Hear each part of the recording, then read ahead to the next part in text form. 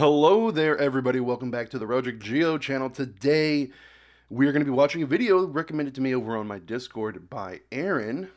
He says, "Hey, Roderick, can you react to Ancient Science of Kannada Language by Project Shivoham?" So, I figured, why not? Today's the perfect time to do that. It's 5 o'clock in the morning. I just woke up about an hour ago. I've gotten up, I've worked out a little bit, I have my coffee protein drink here, so yeah, this should be fine, right? It's probably going to be stuff that I don't understand at all, but I'm going to try my darndest. So, without further ado, let's go ahead and get right into it.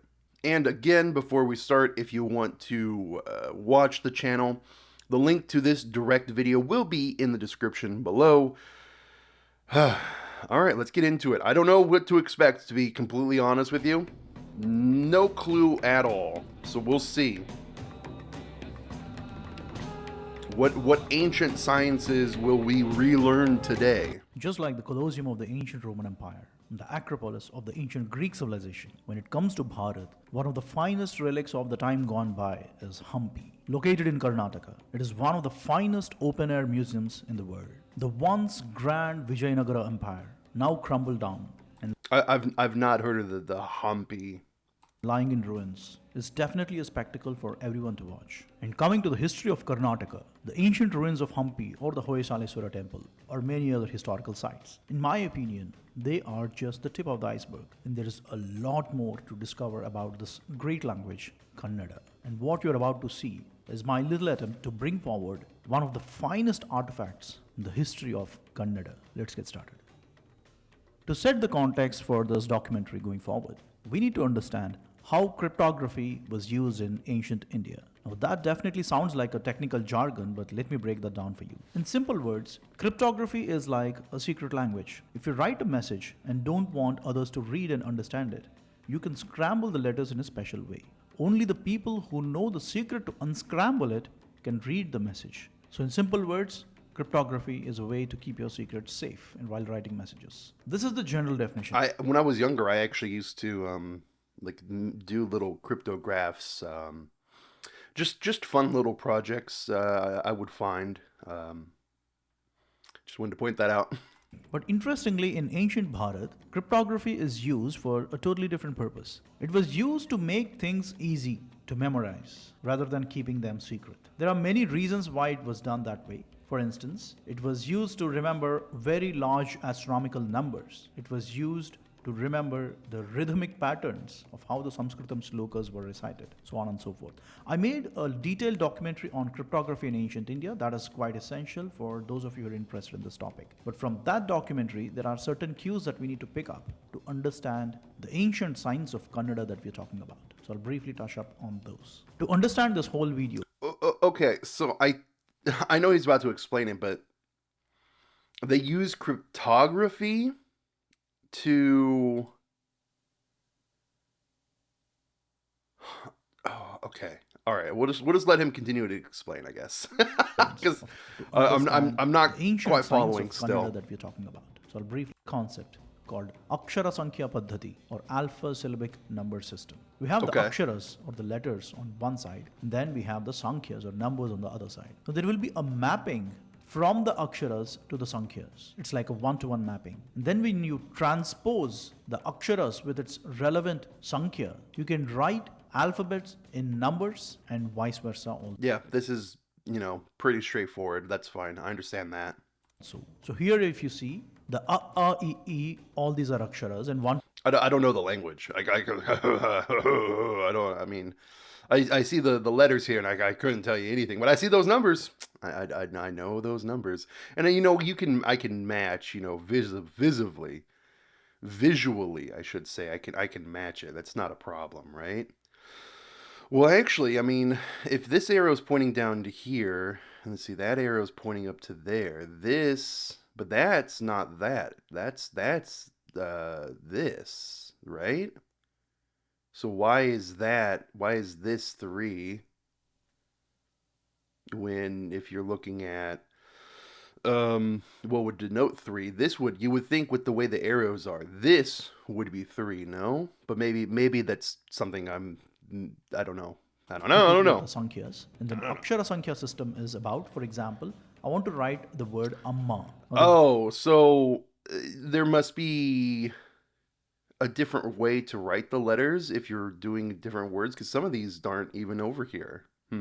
word Amma can be transposed into numbers with a certain lookup table. So Amma is equal to 365. Let me break it down further for you. This Akshara Sankhya number system was invented by Aryabhata some 1500 years ago. And it's called Yeah, as I mean Katap. this is very very basic. Yeah, where letters or vowels or even sentences or like phrases can denote a single number. Yeah. Payadi system in the language of Aryabhatta. It is very simple to understand. In human speech, you cannot speak without vowels, right? So what he did was the vowels are given the positions of 10. 10 power 0, 10 power 1, 2, 3, so on and so forth. That is like your 10, 100, 1000, 10,000, so on and so forth. So all the vowels are given the powers of 10. And coming to consonants, the values are given like this. One group of consonants, the kavarga, this group includes the guttural consonants, ka, ka, ga, ga, so on. Each letter corresponds to a number from 1 to 5. Same way then comes chavarga. This group includes the palatal consonants, and each letter corresponds to a number from 6 to 0. Again, fairly easy to understand. I think my issue is going to be I don't know any of the languages, so that might be an issue. Just ever so slightly. Same way, so on and so forth. So all the consonants are systematically arranged and a number value is assigned to them.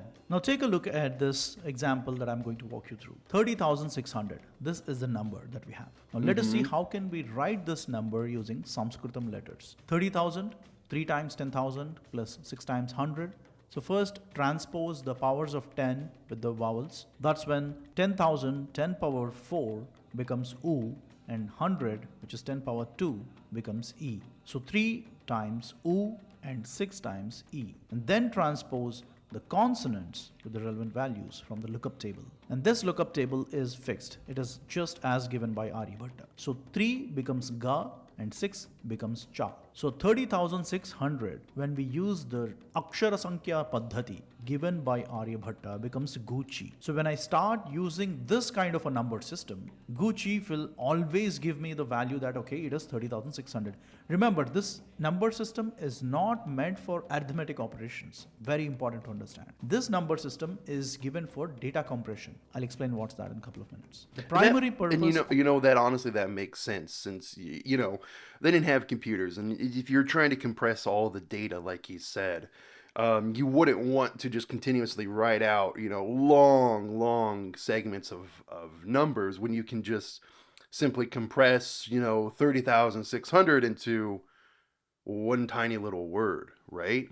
So I mean this honestly all makes sense to me. It's just again a language barrier of Katapayadi system or the Akshara Sankhya system given by Aryabhatta is data compression and ease of memorization.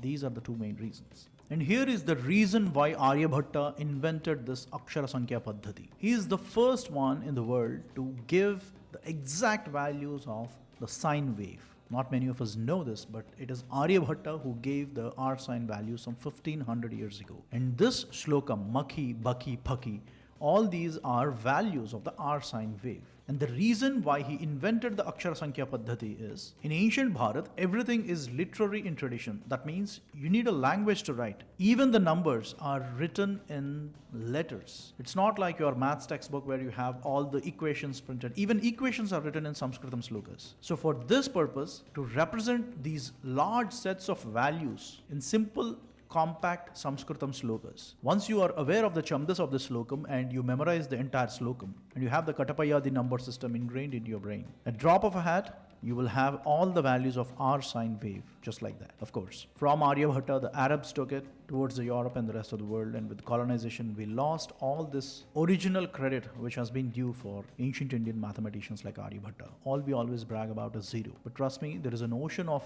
knowledge that Aryabhata and likes of him have contributed to Bharat. So coming back, this is the main reason. The data compression and memorization are the main reasons why this Akshara Sankhya Paddhati was invented by Aryabhatta 1500 years ago. Around 1200 years back, that's around 9th and 10th centuries, a Jain monk named Kumudendu, he authored a book called Siribhuvalaya. This book, Siribhuvalaya, has certain unparalleled heritage and history. It is the only book in the world that is written purely in numbers, that is in Kannada numerals. And it's also a book that can be read in many languages. At the outset, this sounds like a riddle. On one side, we're saying that it's a book that is written in numbers. How is that even possible?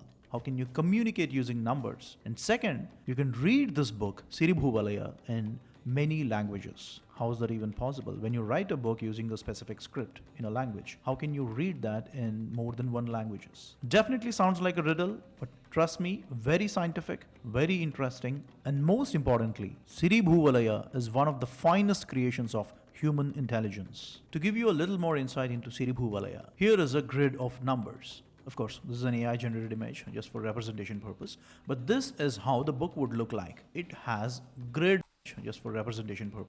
Here is a grid of numbers. Of course, this is an AI generated image just for representation. An AI generated image just for representation purposes.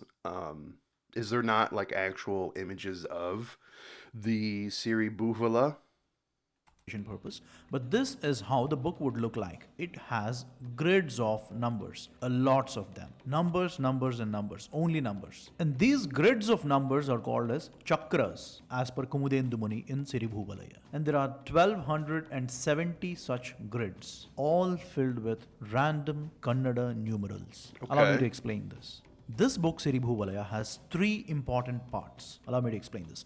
The first one... He says, allow me to explain this like 3 times in a row. all filled with Bhuvalaya. And there are 1270 such grids, all filled with random Kannada numerals. Allow me to explain this. This book, Siribhuvalaya, has three important parts. Allow me to explain this. The first one is the grid on the left. It's a 27 by 27 matrix that has random Kannada numerals. And then in the middle, you have the Kannada alphabet completely. Now the third part is invisible. And this invisible third part of this book, Siribhuvalaya, is where the brilliance of Kumudendu Muni plays out in the most beautiful and intelligence of the ways. I will explain that in a couple of seconds. But for now, take a quick pause and remember the Gucci example of Aryabhatta's Akshara Sankhya Paddhati. There, Aryabhatta gave a mechanism to transpose the numbers with Sanskritam letters so that you can construct slokas which can be easily memorized instead of the numbers. Now in Siribhuvalaya, Kumudendu Muni did exactly opposite. He gave numbers and encoded the actual literary meanings into those numbers by flipping the logic. Here the corpus of the text is written in Kannada numerals and the lookup table is the Kannada alphabet. So you have to transpose the numbers with Kannada alphabet to get the meaning out of this book, Siribhuvalaya. And here is where the invisible third part comes into play. Now, how should I read these numbers? For these, there are certain predefined paths that Kumudendu Muni gave as to how we need to read this book. For instance, there is path A. If you follow path A, you will end up with a certain sequence of numerals. And these numerals, once you have the sequence, need to be transposed with the Kannada alphabet. A very important point, the grid that you're having towards the left, the 27 by 27 grid, it has numbers starting from 1 to 64. And these numbers 1 to 64 will have certain distinct phonetic values or sound values that are derived from the Kannada alphabet. So that is how you're going to have a one-to-one mapping for every number. For example, number 7. Number 7 will always have a distinct phonetic value from Kannada alphabet called Ka. Same way, 8 means La. 9 means... I mean, again, yeah, this is, very straightforward, very understandable. Numbers equate to, specific letters or sounds or vowels. Yeah, this is stuff I've been following in and doing since I was a little kid. So I mean, so far this is pretty straightforward stuff. Means pa. Like this, there are certain distinct sound values mapped by Kumudendu Muni already, and that essentially serves as the key to read this book. Here I gave two examples. For instance, if you follow path A, you will end up with a number sequence, and then you transpose the number sequence with the Kannada alphabet, you will end up with one slokam in Kannada. Same way, if you follow path B, another number sequence will open up, and that number sequence, when you transpose it with the Kannada alphabet, gives you a completely different Kannada slokam. This is how Siribhuvalaya works. And here Kumudendu Muni calls this 27 by 27 matrix as a chakra, and the Akshara Pattika is called as Shabda, and the path that you need to follow is called as Bandha. In simple words, Siribhuvalaya is the great great great grandmother of Sudoku puzzle. You know what I mean? You know how difficult is Sudoku, at least I don't know what he means by that, but okay. for me, it's really difficult. I don't know about you, but Sudoku is really difficult for me.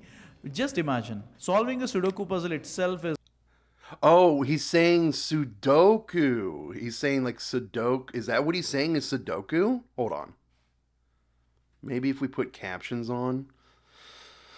Yeah, he is saying Sudoku. Oh, I see. No, Sudokus are easy, dude. Sudokus are so easy. I was doing like several.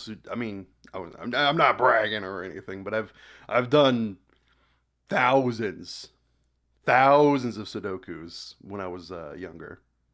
I have a couple Sudoku games as well, but yeah, I mean I can look at it and I can just instantly see some of the numbers where they go. But yeah, anyways, I'm not bragging.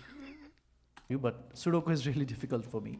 Just imagine solving a Sudoku puzzle itself is quite a tiring exercise. Now, here we have a book that is written in a 64 by 64 grid where every path that you take yields in a specific Kannada slokam, what Kumudendu Muni want to convey to us. By I now, mean we that's would have pretty cool. definitely got a view about how complex is Siribhuvalaya. But that is not all. Its complexity gets multiplied when we So not only do the numbers equate to like a specific vowel or a specific way to say something or a specific like letter, but then you also have to follow like a sequential path as well to get the specific numbers, and that sequential path will dictate a specific word or a sentence, or that is that specific path is the way that you have to read it.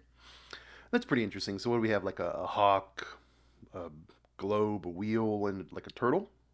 understand the fact that Kumudendu Muni Oh, and then we have the different languages down here as well. We have like Tamil down here. We have the Kannada right here. The Divaringi, the Hindi.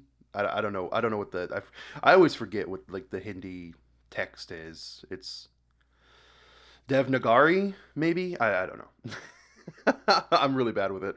authored this book to be read in multiple languages. How is that possible? For that, we need to understand the concept of Chitrakavya. Now, the path A and path B, the red and green lines that you saw in the previous visual, I made it quite simple as path A and path B so that you can understand it at the outset. But that's not how exactly Kumudendu Muni gave the paths or the bandha. He gave it in the form of pictures. So, for instance, if you follow one picture path like a falcon, the number sequence that you're going to get, which you transpose it with the Kannada alphabet, in essence, it gives you a slokam in Kannada. And if you follow a chakra path, it essentially gives you a different number sequence. And when you construct this number sequence or transpose this number sequence with Kannada alphabet again, the pronunciation value will not be in Kannada, but it will be in a different language, possibly Sanskritam. Same way, when you follow another pattern like a Kurma Paddhati or in the shape of a tortoise, you read the grid in the shape of a tortoise. That would result another phonetic value, which would be possibly in Tamil. And I mean, that's pretty cool. So he specifically made the numbers equate to a phonetic value, and when you put those numbers together, the phonetic value comes out in a different language. I mean, that's pretty interesting. That's pretty cool. I mean, I like the whole like pictograph aspect and angle to it. Um, my only barrier, of course, would be the language barrier. I really need to sit down and just learn some languages over in India, some languages from India. I don't know, maybe Maybe I'll do like a sequence of like live streams or something where I have you guys teach me or something. I don't know. And these pictures are called as Chitra Kavyas, and that's for a good reason. Chitra means picture, and Kavya means story. So when you superimpose different pictures onto this 27 by 27 grid, every combination of the grid with the picture path gives you a different story. Now, I'll leave you to imagine the complexity that it takes to design such kind of a book. And just in case if you are finding it a bit confused, what I just said about 3 different languages, allow me to break it down further for you. Imagine that you're chatting with someone on your phone in your mother tongue. For instance, in Kannada, if you want to ask, how are you? In Kannada, I would type, Neevu hegiddiri. And if I'm chatting in Sanskritam, I would type, Bhavan kadhamsi. Or in Tamil, So it's called Sanskritam, really? Okay. Is that what the origination between like Urdu and Hindi? Is it Sanskritam? I don't know. I don't know. This is like one of the first times I've seen this word. I don't recall seeing this word anyways. Maybe in another video, but like this is like maybe like the first or second time I've ever seen this word. Or in Hindi, aap kaise hain? Or in Telugu, ela unnaru meeru. All this chatting through my smartphone, I'm using only A to Z. But I'm using this script to communicate the sound value of different languages. This is exactly how Kumudendhu Muni devised this book, Siribhuvalaya.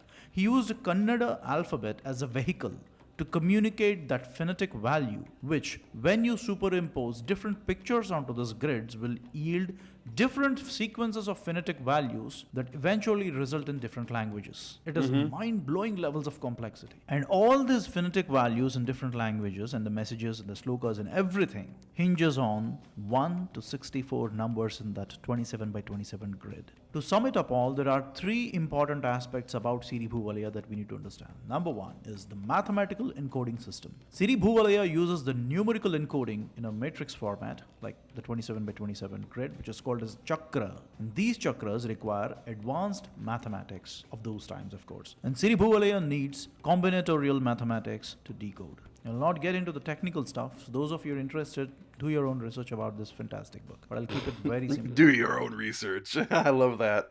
Here for the benefit of everyone to understand. Second aspect about Siribhuvalaya is the algorithmic and pattern-driven approach. Deciphering Siribhuvalaya requires identifying the patterns in the numerical grid, paralleling modern algorithmic analysis techniques, which are already given by Kumudendhu Muni in the forms of Chitra Kavya. Here is where it uses the principles of cryptography in a very step-by-step manner to decode what is written in the chakras given by Kumudendhu Muni. Third, Siribhuvalaya, it uses the picture paths like steganography to encode Kannada, Sanskritam, Prakrit, Tamil and many other languages. And it is probably one of the earliest texts that has multi-linguistic mapping emanating from one single book, and also giving way to a different field of linguistics called comparative linguistics, where you can compare and contrast different language forms, all emanating from the same book. And on a quick side note, today we fight like idiots about whose language is oldest or greatest or local or non-local and all this kinds of nonsense. We have 1200 years old grand Kannada scripture that's emanating different languages, all gracefully hidden within the Kannada alphabet. Well, in the age of artificial intelligence, we clearly lack common sense. And that's the reason we revere Aksharam Parabrahma Swarupam. Every Akshara is a manifestation of the Supreme Being himself or herself. Let me wrap that up with certain facts and figures about Siribhuvalaya. It has 1270 chakras or grids of 27 by 27 matrix, all having different random Kannada numerals like you just saw. And then second is it talks extensively about the chain philosophy and the Vedic philosophy and the concepts from Ayurvedam, astrology, so on and so forth. And 18 major languages. I just gave you 3 examples, but it accommodates 18 major languages and 700 dialects that are encoded in Siribhuvalaya. Again, take a pause and imagine the complexity. Lastly, yeah, I mean that's pretty cool. I mean that's pretty awesome. Again, complexity, but when you're a scientist, essentially, you have the time to sit down and do that. Yeah, you know you can go wild and make it as complex as possible. So it's 27 by 27 grids, huh? Interesting. Okay. Principles of cryptography, permutations, and algorithmic encoding. There is huge mathematics behind Siribhuvalaya. And for me personally, the favorite of all my takeaways from Siribhuvalaya is the fact that it smashes this myth of art versus science. Well, here you have a scripture where art and science beautifully intertwined with each other to produce this magnum opus that is written in numbers, fundamentally grounded with mathematics, but emanating lots of literary, poetry, philosophy, so on and so forth. Yeah, So it's not art. that's the cool thing. It's not just, one subject. It's a lot of different scientific subjects of the time, right? Different philosophies, like he said, astrologies, that's pretty cool. Arts versus science. It is arts and science. And talking of Kannada language, one of the most sophisticated features of Kannada as a classical language is Kannada Chandassu. I made around 8 to 10 different documentaries on Sanskritam Chandas, or the Chandas Shastra in Sanskritam, explaining the mathematics behind that. More or less, Kannada Chandassu also follows the similar principles. So I'll keep that very short here. Now, the bedrock of Kannada Chandassu is identifying the rhythmic patterns in human speech based on the syllables, the long syllables and the short syllables. And there are certain predefined rhythmic patterns which, when filled in with different combinations of the Kannada alphabet, yields in certain beautiful and rhythmic poetry. This is, in simple words, what is Kannada Chandassu. Now let me give you a small example of that.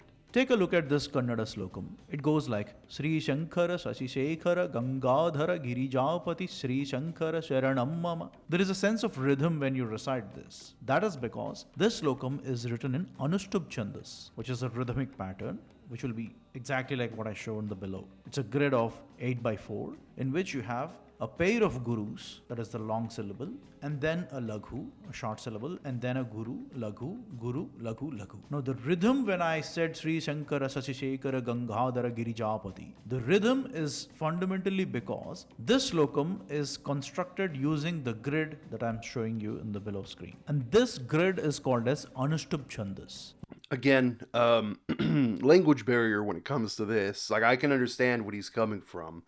The different ways that you speak the specific letters can denote something, but it's just like I don't know language, so. Like this, there are different rhythmic patterns which are constructed using the combinatorial mathematics in Kannada Chandassu. And that essentially is the reason how the rhythm could be generated when one tries to write a poetry in Kannada. Now, allow me to wrap this up with certain technical aspects about Kannada language. First one, its algorithmic nature. We just saw how algorithmic or structured is Siribhuvalaya as an example, or Kannada Chandassu for that matter. It's a very algorithmic language. Number two is the generative grammar. Kannada has certain intrinsic traits like Sandhi and Samasa and various other properties of Kannada Vyakaranam, where you could fuse and create new words, new rules, so on and so forth. It's a generative grammar in itself. And then Kannada also has the alphanumeric system, where it's a tradition you could write numbers in letters or letters in numbers. And then there is a mental framework which you can memorize the patterns, the rhythmic patterns mentally, and then you could create rhythmic poetry using Kannada Chandas. Fifth and the last property is its aphoristic nature. I did not touch upon this subject in this video. It's going to go in a totally different direction, but nonetheless, let me do a quick mention of that. Kannada also has aphoristic nature. That means you can compress largest meanings into smallest of its forms, like in a sutra format. So the depth of the meaning is much larger than what it superficially appears to be. So these are the most important. I don't think I understand that. So, like a phrase or a saying, and you compress it to like one or two words, or I don't know. Important technical traits of Kannada language. Now that's briefly about how scientific is the great Kannada language. 1,000 years ago, due to invasions, and some 500 years ago because of the colonizations, and now currently under the garb of secularism. These great aspects which are ingrained into the culture of Bharat, which are the crown jewels of Bharat, are not given their proper stage. And I'm glad that the youth is changing now. They are finding a lot of interest to rediscover the actual heritage of Bharat the way it is. And this small attempt from Project Shivoham is to bring forward the greatness about this classical language, Kannada. Illarigu namaskara, and as always, thanks for watching. Okay, cool. I mean, yeah, I feel like I understand that fairly well. It's uh you know pretty straightforward in my opinion. That was I mean, the way that he presented it, yeah, of course, very straightforward understanding of what was going on, the pictographs, with the cryptographic nature of it, of the way that the Siribhuvalaya was like written, where it can be deciphered out into many different languages, many different meanings, all based off of, numbers equating to different specific like letters or vowels or sounds. So again, the only real major barrier for me is the language barrier, and language barrier is like the biggest barrier. But yeah, no, other than that, very straightforward, very interesting. um, Cool. Let's see what some of the comments have to say. I'm actually quite interested in seeing the comments. So we'll look at the top comments, and then we'll look at some of the newer comments as well. I don't imagine any of the newer comments anything negative would be said of this video. As a Tamilian, I was born and brought up in Karnataka, and Kannada is a great language and very easy to learn. Also, thank you for explaining great heritage of Kannada. Um, can you please do documentary video on Sangam literature? Thanks for this wealth of knowledge of Kannada. Thank you. Me being Kannadiga, I never knew these facts about Kannada language, and thanks for bringing up this topic. Thank you very much for sharing such wonderful and confidential information that we Kannadiga don't know. Please let me know if this book is available anywhere now. I mean, that'd be pretty cool. Yes, please inform. Such wonderful history. Available in Bangalore. My deepest gratitude to you for bringing due attention to the beautiful of Kannada. Um, Shandavovika by Shatarvadhari Ganesh might be a good read for deeper study. Thanks, I really appreciate the effort you put into each of your videos you post. That's 50 USD right there. How much is that in Indian rupees? Probably quite a bit, right? The glory of Kannada language, thank you very much for decoding. As a Kannadiga, I would like to thank you. Like this, many ancient books are there in Kannada literature. It's our job to protect the language. If today the Kannadigas say to learn Kannada, please do consider it. Kannada language has books from ancient times. In schools, there were lessons from Halaganada, Old Kannada. If people start learning Kannada, they will understand this importance. Dear sir, thank you for this wonderful video. Um, Nice to see. I appreciate and thank you for the efforts to bring this to content. So I guess some of this just wasn't known in the modern time. Like I guess, like he said, like colonialism, man, really just they went out of their way to just stamp down on like in ancient Indian history and philosophy and sciences and their advancements. And I'm actually really glad that um, they're bringing a lot of that back to the forefront, and they're exposing, just how deep and rich and scientific in this case, ancient India was. I just say ancient India, India of the past, not even ancient India, like India throughout its time, right? So I'm really glad that there's so much of an effort going forward to bring forth the enlightenment of India. So it's been a lot of fun learning. Let's search by some of the newer comments. I think a lot of the top comments are going to be just like congratulatory and thank you posts, right? Newer comments tend to be a little bit more random. I remember during our high school days we studied Chandasu and Ganas. Guru Lag Muri Mangana Guru. Okay. Beautiful. Out of curiosity, how different is Kannada from Telugu then? Because whenever you said are also there in Telugu. Oh, Saad. I don't know. Again, language barrier for me.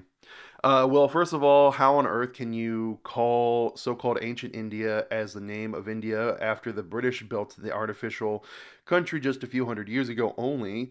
Tom's wrongly called as Tamil as the oldest living language and started to have own set of letters several thousand years ago.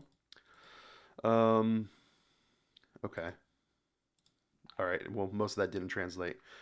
I think I think he had issues with calling things by the colonial like English names, I guess. I was aware of this. I'm Kannada Tia.